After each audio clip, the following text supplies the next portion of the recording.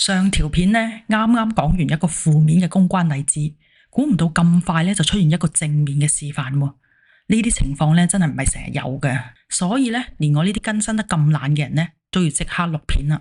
咁我哋咧係純粹從公關角度去分析，唔評論任何嘅法律問題，亦都唔判斷是是非非嘅真假。我哋只係研究三樣嘢：一，點解娜姐嘅處理咧係加分嘅；二，佢個公關文案咧做得好喺邊度；第三咧就係同之前 Yumi A0 風波去做對比咧，再 update 多一堂公關課俾大家。首先咧，簡單帶過今次呢個 case 嘅背景嘅事件咧，就係涉及2月13號咧，恒基嘅李嘉誠咧就正式入稟去控告藝人周秀娜誹謗及騷擾啦。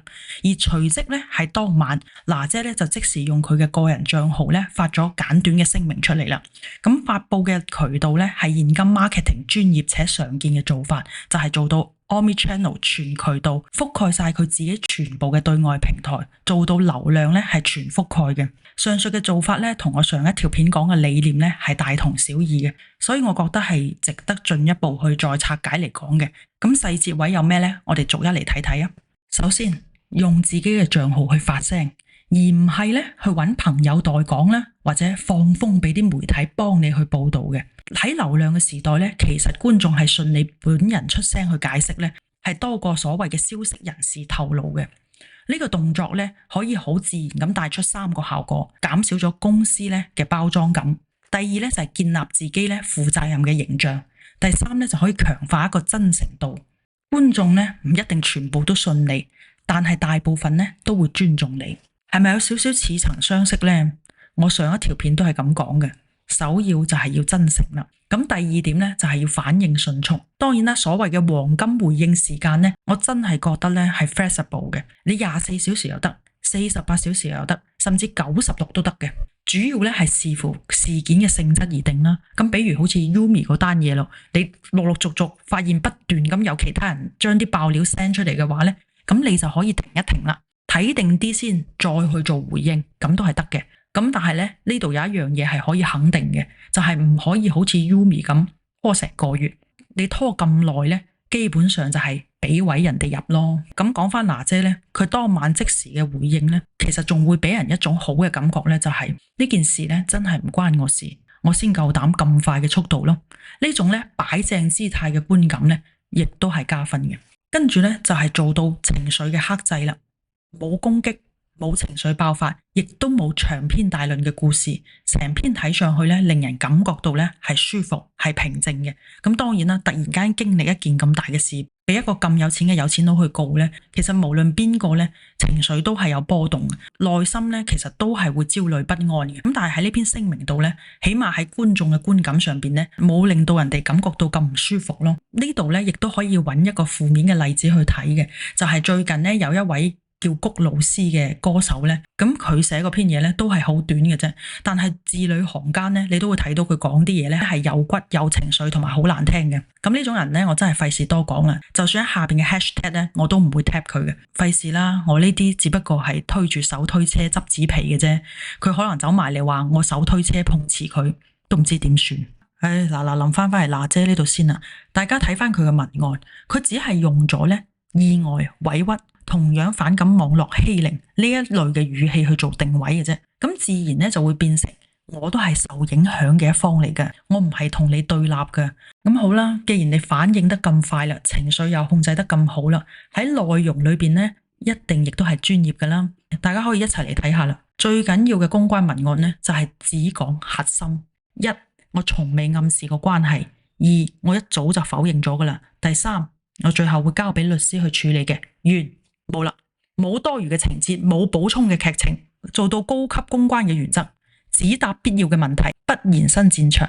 當然啦，都係嗰句，唔係呢啲捋捋講一大堆嘢就係好嘅，簡單寫2段話咧，其實更加顯得到功架。咁呢篇嘢咧，當然唔知係邊個寫噶啦，咁但係文筆咧係好嘅，寫法咧亦都係好成熟嘅，冇用一啲絕對啊、100%啊呢類嘅字眼，咁亦都留翻啲空間俾法律或者現實嘅層面留有餘地咧，都好緊要嘅。咁最後咧就係嚟睇一啲細眉細眼嘅細節位啦，我最中意就睇呢啲嘢嘅。咁首先咧，佢呢個公關文案咧，佢係用咗白底黑字去做嘅。咁咧就會顯得比較正式啦。第二咧就係佢個排版咧係做到居中嘅，咁呢樣嘢咧其實就係方便大家去閱讀啦。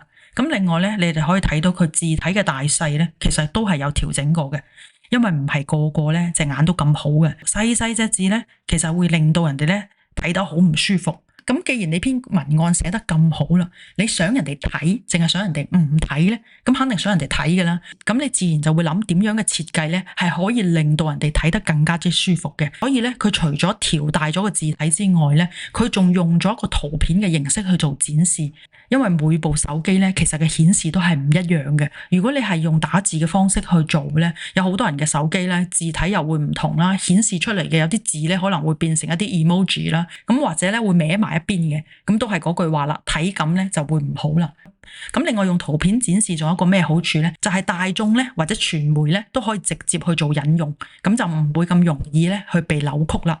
咁呢樣嘢真係諗得好細心咯。嗱，你哋咧鬧 TVB 冇為 artist 做好公關咧，其實真係唔使鬧，因為佢真係冇呢啲人才喺度嘅。最後咧，可能仲會有一啲觀眾咧會提出一個疑問：你講到咁好，如果係要揾一啲地方攞出嚟提升嘅話，你又有啲咩嘢可以攞出嚟講啊？